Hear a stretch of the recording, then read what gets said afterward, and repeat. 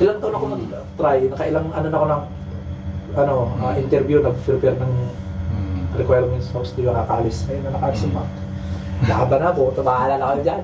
Patigasan na ng mga hindi mo tayo magkakilala rito eh. Kaya nga.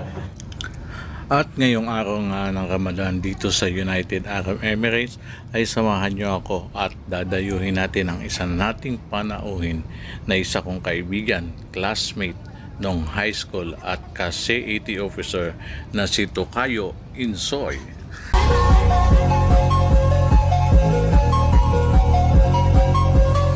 Nasa hypermarket adsman nga pala siya nakadestino, kaya naman alamin natin ang kanyang kwentong buhay tungkol sa expectation at reality niya dito sa bansang United Arab Emirates.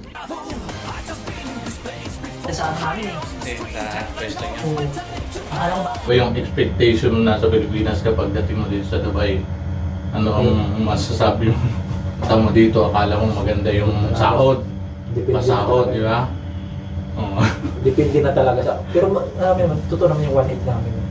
Kasi hindi na pinirmahan Ayos na yun. Kasi di ba yung 1.8 na yun, wala ka nang isipin sa bahay, tubig, kuryente, pagkain na lang lahat ng ano mo kahit pa paano. Hindi tulad sa Pilipinas, di ba? Sa Pilipinas, kahit sabihin na sumasahod ka ng 30,000 naman, kukulang ka talaga sa Pilipinas. Kukulangin ka talaga. Tapos mas malaki pa yung ano mo sa labas kaysa sa loob ng bahay. Eh kung kasama mo pa yung pamilya mo, talagang dadaan lang, di ba? Sabi ko nga po lang dito, isang buwan mo dito, sure ka na talaga may pera ka eh. Saka ang kagandahan lang dito, ang daming opportunity. Kapag tumagal ka na, tagal na. Alam mo na paikot-sikot. May ikot-ikot.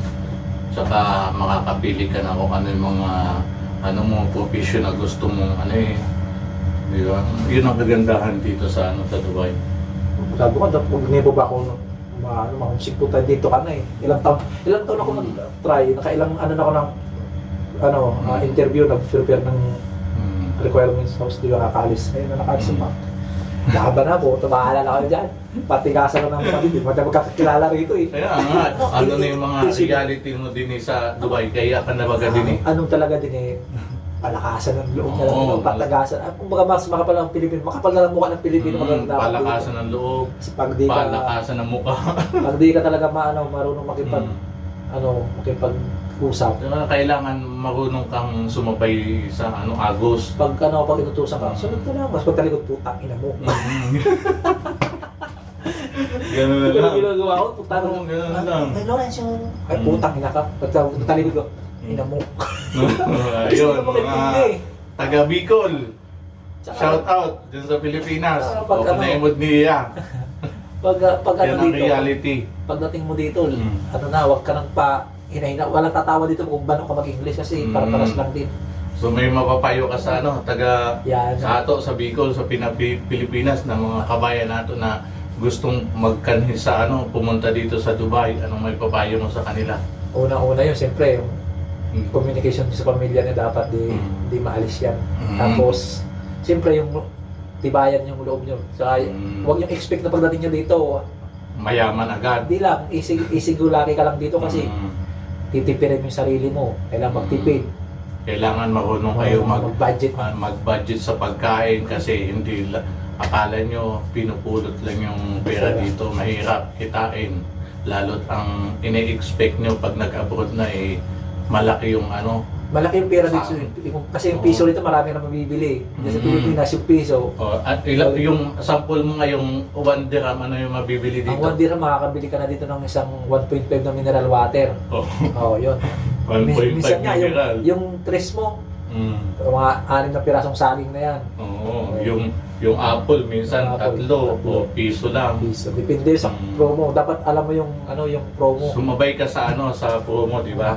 Yung pagka-weekend, doon ka pirmi magbakal pag may promo kami ng buwas eh. Pag Friday, Saturday, Sunday, yun yung mga promotion. Lalo na ngayon, linggo-linggo sa amin nagpapalit ng promo eh. Lalo na yung 5 kg na jasmine, umaabot ng 12 yan. Ngayon, nasa siya ngayon, na 18 kasi 24 siya pag regular. Saka good for 2 weeks na minsan yan, di ba? Yung mga ganong Jasmine bigas ko rin. Anong oras na? Pwede na yun, 48 na. 48 na. So ayun mga kabayan, sa susunod uli, mag-ano kasi kami, Ramadan. mag-imudan kami. Ngayon, saglit lang kasi yung Ramadan niya na biglaan kami. Dito lang kami sa kitchen, no? Dito lang yung kitchen. Ayan. Kitchen. Sige na, bye-bye na. Bye-bye kami mga kabayan Bye. dyan.